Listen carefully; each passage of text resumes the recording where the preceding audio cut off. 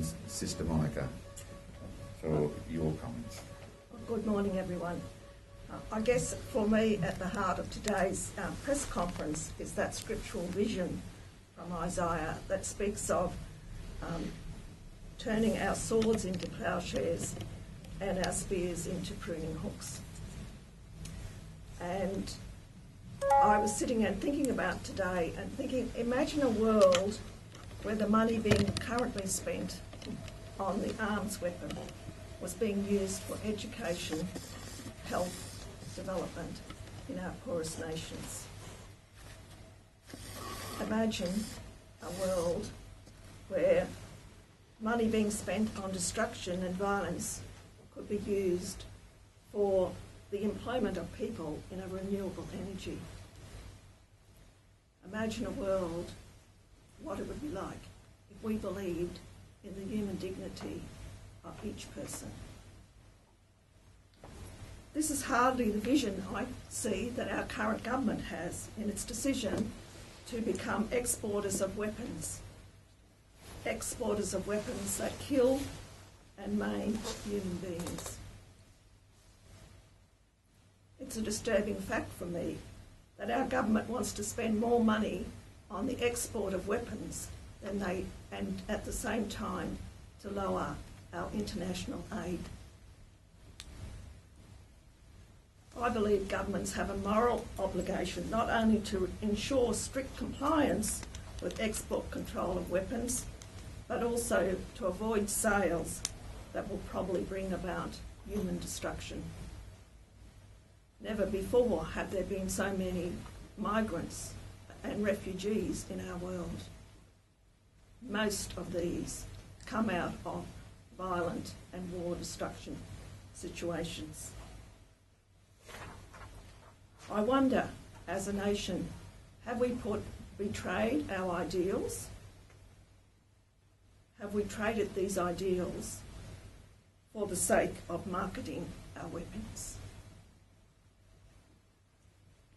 All of us as a nation are called to an authentic peace that is based on respect for human dignity and a commitment to the common good.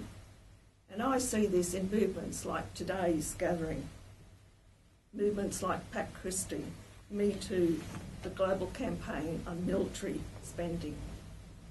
I also reflected on the United Nations goal of human development, where it promotes peaceful and just and inclusive opportunity for all.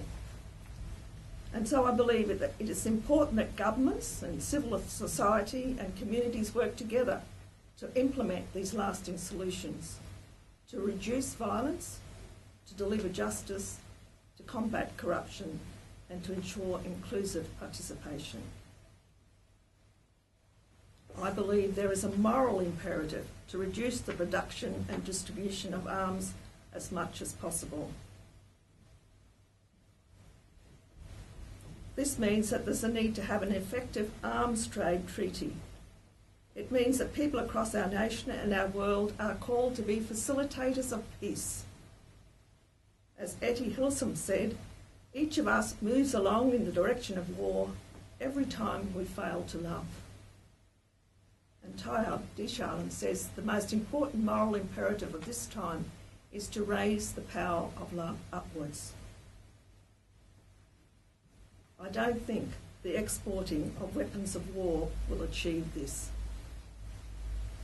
So today is a day that invites us to join all those peace-seeking movements and become instruments of peace, sowing love where there is hatred.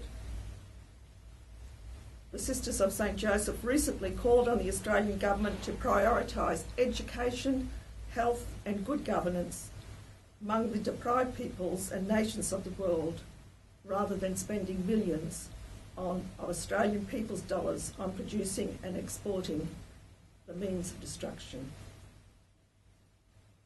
And the final word for me today, it comes from Pope Francis, and he says it's an absurd contradiction to speak of peace, to negotiate peace, and at the same time to promote or permit the arms trade. He said, let us all become artisans of peace. Thank you.